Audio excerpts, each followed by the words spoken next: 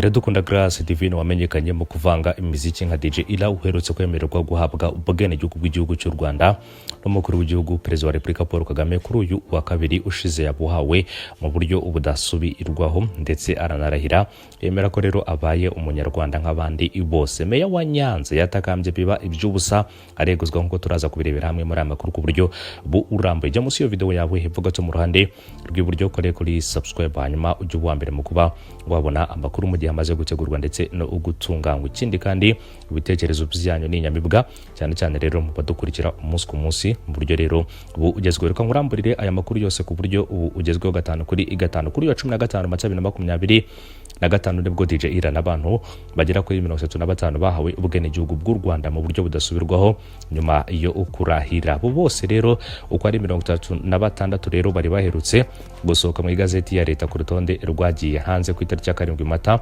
2025 rugaragaza ko bemerewe ubwenegihugu bw'igihugu cy'u Rwanda ku 16 Werurwe 2025 nibwo Ira yasabiye rero mu ruhame Perezida wa Repubulika w'igihugu cy'u Rwanda Paul Kagame ubwenegihugu bw'u Rwanda. Perezida Kagame rero atazuyaje yamubwiye ko rero kubwe abumwemereye ariko bisaba kuzuza ibisabwa kugira ngo abuhabwe. Mu minsi ishize uyu mukobwa yatangaje ko yatunguwe no kuba kandi yarahamagawe n'abakozi b'urwego rushinzwe abinjira n'abasohoka mu gihe kitageze no ku masaha 28 nyuma yo kwemererwa ubwenegihugu n'umukuru w'igihugu bamusaba ko yajya kuzuza ibisabwa kugira ngo abuhabwe. DJ Ira kandi n'umwe mu bahanga mu kuvanga imiziki umwuga yatangiye muri 2016 abifashijwemo na mubyara we DJ Bisoso. DJ Bisoso kandi yinjiye DJ Ira i Kigali rero muri Kanama 2015 nibwo yamwinjije i Kigali avuye iwabo mu gihugu cy'u Burundi ubwo yararangije amashuri yisumbuye. Ikindi kandi DJ Ira yemerewe ubwenegihugu muri gahunda yo kwegera abaturage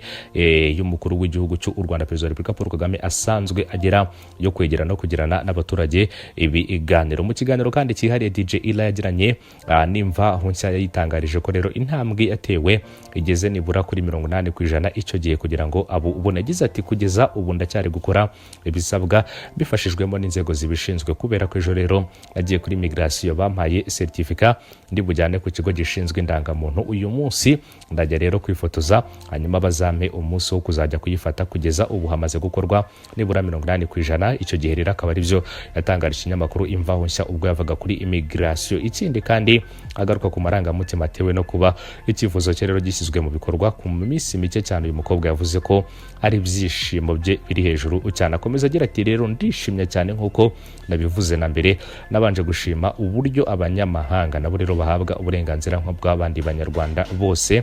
Ikindi kandi ngo nubwo bampamagaye rero nari ntarabyakira neza yongereho rero nibyo byishimo byuko ari bo banyihamagariye.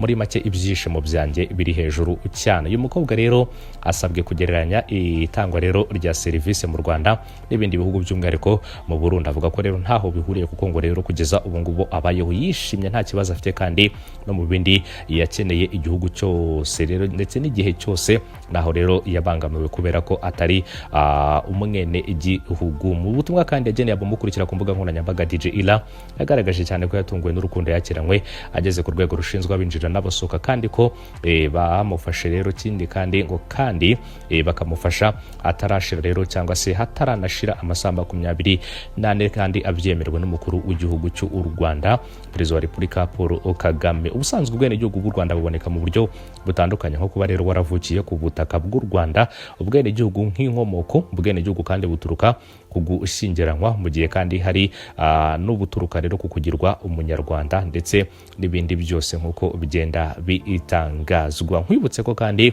DJ Ira yavukiye Gitega mu gihugu cy'u Burundi mu 1997 yaje mu Rwanda asoje amashuri yisumbuye muri 2015 gusura abo mu muryango. Yinjiye kandi mu kazi ko kuvanga imiziki muri mwaka muri Kanama. Ikindi kandi abishishikarijwe na nyirarume DJ Bisoso yaje asanga mu Rwanda. Yavuze ko abo mu muryango we abenshi batabyumvaga ko ashobora kuba umukobwa kanavanga imiziki, gusa agaragaza ko bitigeze bimuca intege. Muri 2016 kandi yahise atangira kuvanga rero umuziki by'umwuga. Uyu nguyu rero akaba ari umwe mu ba DJ bazwi cyane mu Rwanda kandi babimazemo imyaka myinshi. Yatakaje rero papa we witwaga Mbonema Juvenal ku itariki ya 12 Kamena 2023 nk'uko aya makuru akomeza kugenda abigaruka. DJ Ira kandi yagiye aboneka mu bitaramo bitandukanye bikomeye mu Rwanda ndetse no kuri televiziyo y'igihugu ari muri ako kazi, aho hose rero akaba ari hamwe muho agiye akora ku birebana n'uyu umukobwa. Inama idasanzwe ni amajyanama y'akarere ka Nyanza yegujwe wari umuyobozi w'akarere witwa Ntazinda Erisme, aho rero ashinjwa kunanirwa kurangiza inshingano ze nk'uko aya makuru abigaruka. Akarere ka Nyanza kuri X yahoze ari Twitter kanditse ko inama idasanzwe yafashe umwanzuro wo guhagarika Meya Ntazinda mu nshingano zo kuyobora akarere kubera impamvu yo kutuzuza inshingano uko bikwiye. Harashize kandi igihe uyu mugabo adatorewe kuba chairman wa RPF Inkotanyi, byatumye bamwe rero babyibazaho mu gihe ahandi mu turere akenshi Meya ari we chairman wa FPR Inkotanyi. Amakuru kandi amwe avuga ko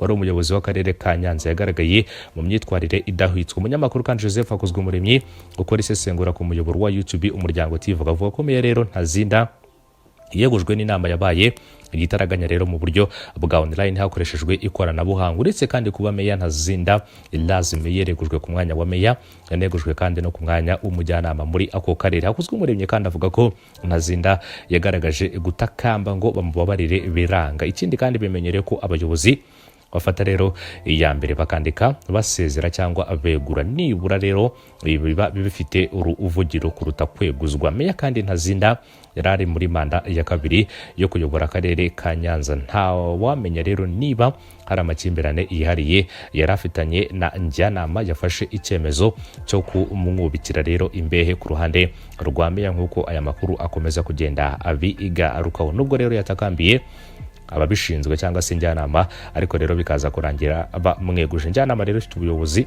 inafite ububasha bwo kweguza umuyobozi rero biturutse ku bugumvikane. Ikindi kandi rero cyangwa se biturutse ku cyo bashobora kubona ko ari cyo gikwiriye rero akarere, bakaba bahitamo kwemeza niba rero bashobora kweguza uyu muyobozi. Ni bumwe rero mu bubasha njyanama ihabwa n'amategeko ko kuba rero ishobora kweguza umuyobozi. Urumva ko rero Ntazinda yamaze rero kweguzwa, ndetse bikanavuga ko yagerageje gutaka basaba ko rero atakweguzwa, ariko rero biza kurangira bibaye iby'ubusa ku ruhande rw'uyu mugabo nk'uko amakuru akomeza kugenda abigarukaho. Ibyo kutuzuza inshingano rero nibyo bagarutseho mu biri bimwe biza kwisonga mu byatumye uyu mugabo yeguzwa. Nta byinshi byigeze bitangazwa ku kuba rero hari ibyo akurikiranyweho cyangwa se imyitwarire mibi ivugwa ko rero yaba akurikiranyweho, gusa amakuru akavuga ko rero yamaze kweguzwa bidasubirwaho, ngo hakaba hagomba gushakwa undi ugomba kuyobora akarere ka Nyanza, cyane cyane biturutse rero muri njyanama igomba kumwemeza cyangwa se akaba yaturwa nk'uko amakuru akomeza kugenda abigarukaho. Ni byinshi bitandukanye rero bikomeza kugenda byandikwa cyane cyane ku birebana n'ayo makuru, ubwo ntihamenyekana byinshi bitandukanye kandi nanone muzagenda mubimenya ku birebana n'icyo uyu mugabo yaba yazize nk'uko aya makuru akomeza kugenda abigarukaho. Ntazinda rero yarayoboye akarere ka Nyanza muri manda ya kabiri nyuma y'uko mu matora yo muri 2021 kungiye gutorerwa gukomeza kuyobora aka karere. Yaramaze imyaka igera kuri 5 abereye umuyobozi. Mbere kandi yo kuyobora Nyanza yari perezida w'ikipe ya Rayon Sport ya volleyball.